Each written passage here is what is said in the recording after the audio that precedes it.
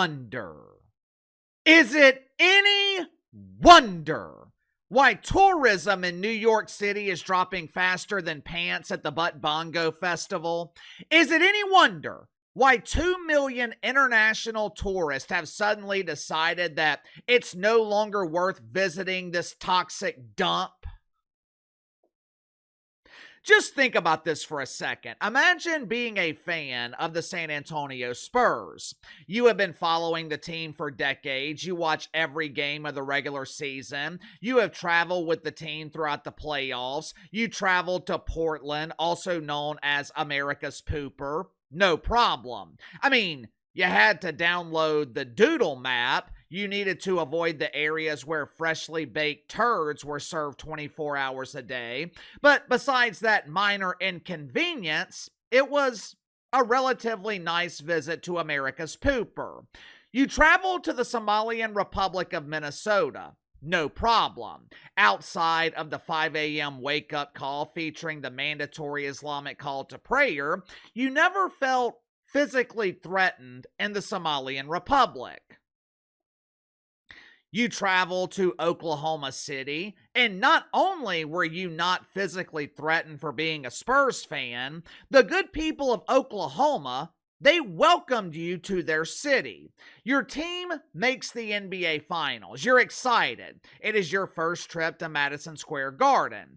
I have been to a lot of NBA games. There is not an arena in the country that comes anywhere close to matching the atmosphere and the energy of Madison Square Garden. You pay $400-$500 for your flight to New York City. You pay $10,000 for 2 tickets to the game. Right now, hotels in Times Square, they are going for $600-$800 a night. You're basically spending $15,000 for a once-in-a-lifetime experience. And the only thing you experienced is a bruised caboose. The only thing you experienced was getting your ass kicked by a mob of angry New Yorkers who, I guarantee you, none of those people fighting were at the game last night.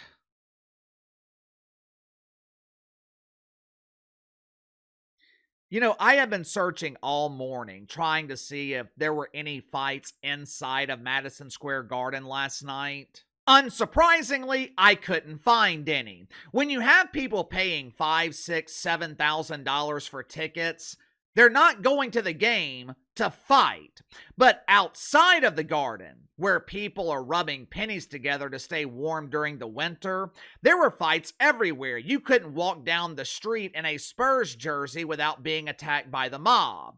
And that always seems to be the case. Anytime you see fights like this, it's never one-on-one. It's always a group jumping on 1 or 2 people. You know where else you don't see this? First 2 games of the NBA Finals were in San Antonio. Spurs lost both of those games. So far, home team 0-3 in the NBA Finals. Unlike last night in New York City, where there were a handful of Spurs fans inside of the Garden, in San Antonio, there were thousands of fans there supporting the New York Knicks. But it's strange. After both losses, I did not hear of a single report of a New York Knicks fan being attacked by an angry mob of Spurs fans. And I damn sure didn't hear anything about a fan of the San Antonio Spurs being attacked. Why? Angry New Yorkers aren't dumb enough to try that in Texas, because they know everyone in Texas is strapped with protection. Unfortunately, the uncontrolled chaos outside was not the only stupidity in New York City last night. For starters, Captain Doofus Stephen A. Smith, he is blaming Don Trump for the loss. According to Stevie, this man threw off the energy. This man was sleeping during the NBA Finals.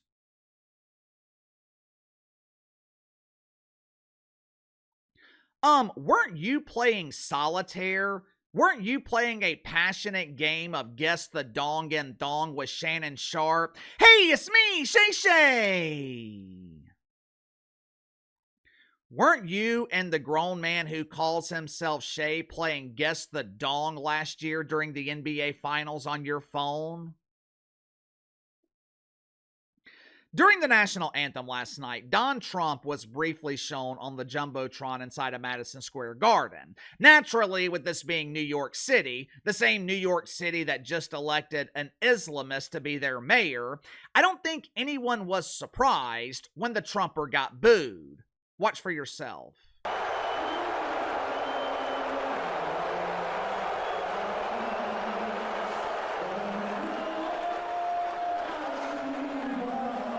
When I was watching live last night, you could definitely hear the boos on TV, but it didn't sound like the entire arena was booing. Matter of fact, the chants of USA during the national anthem were louder than the boos. But according to Rachel Nichols, there were record-breaking boos last night for the Trumper inside of Madison Square Garden. Check it out for yourself.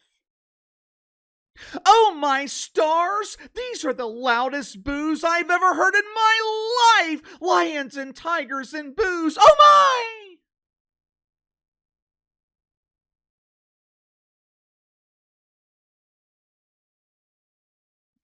I guess Rachel Nichols saw the attention that Stephen A. Smith was generating last night by unleashing an emotional tirade on the Trumper for having the audacity to support his home team.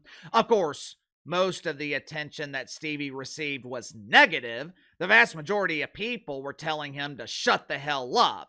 But I guess Rachel Nichols saw the attention and decided to board the Bruce Caboose. I guess she wanted some of that attention for herself. Now, in her defense, she damn sure needs it. She co-hosts a podcast with Chris Mannix on Sports Illustrated's YouTube channel. Woke Illustrated has over 600,000 subscribers here on YouTube. And no one, and I mean no one, is watching this turd. Their latest episode has 1,800 views.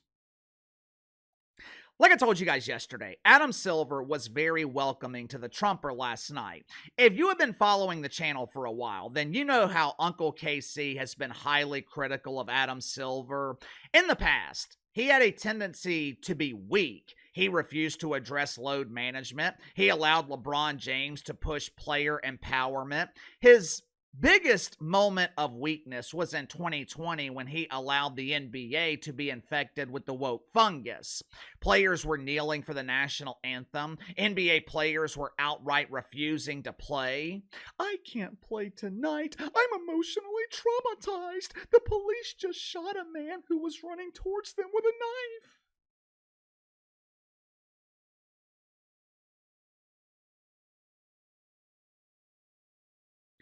There have been a lot of weak moments throughout Adam Silver's tenure as NBA commissioner, but credit where credit is due.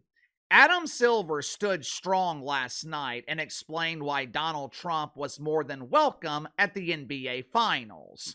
Watch for yourself.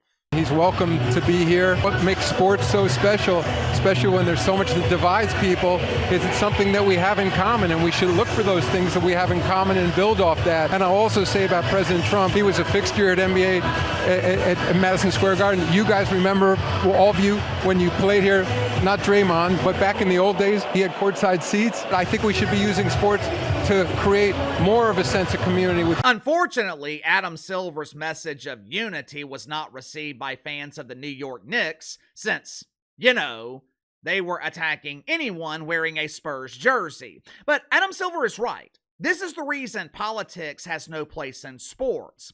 Like I told you guys yesterday, no one cared when Barack Obama sat courtside with Adam Silver during Game 2 of the 2019 NBA Finals. I don't remember Stephen A. Smith complaining about it. I don't remember Stevie claiming that Barry would be a distraction. But when the Trumper wants to support his hometown team, that is no bueno. You know, going into the game last night, the media was pretending like Madison Square Garden was this hostile environment. They were pretending like the atmosphere in the Garden was crippling for veteran players, and this young Spurs team would melt under the pressure. But historically, the Knicks have a tendency to lose big games at home. Reggie Miller, Hakeem Olajuwon, Spurs dominated the Knicks in the finals back in 1999. Hell, in 95, Michael Jordan literally walked off the baseball field in Birmingham, walked into Madison Square Garden, and dropped 55. Tyrese Halliburton, he wasn't rattled last year. When Carmelo Anthony was with the Knicks, everyone was kicking their ass in Madison Square Garden. So it wasn't surprising that the Spurs won last night. Matter of fact, I think all the pressure last night was on the Knicks. You could tell they were rattled, especially in the first quarter. But Uncle KC, the officiating last night was egregious. This game was rigged. Yeah, well, that should not be surprising to anyone who follows the NBA. There is widespread belief that the league uses officiating to manipulate big games. Both the league and the networks, they want a long series. Longer the series goes, higher the ratings go. A sweep serves them no purpose. Now, that being said, the Knicks were fouling a lot last night. Either way, though, what happened last night is a bad look for New York City. I was in the Superdome in 2019 when the NFL screwed the Saints in the NFC Championship game. I have been to a lot of games. I have never seen a crowd that hostile. There were bottles flying, garbage being thrown on the field. That egregious no call, it happened late in the fourth quarter. People had already been drinking in New Orleans all day. But you know how many fights there were? You know how many Rams fans were physically attacked? None.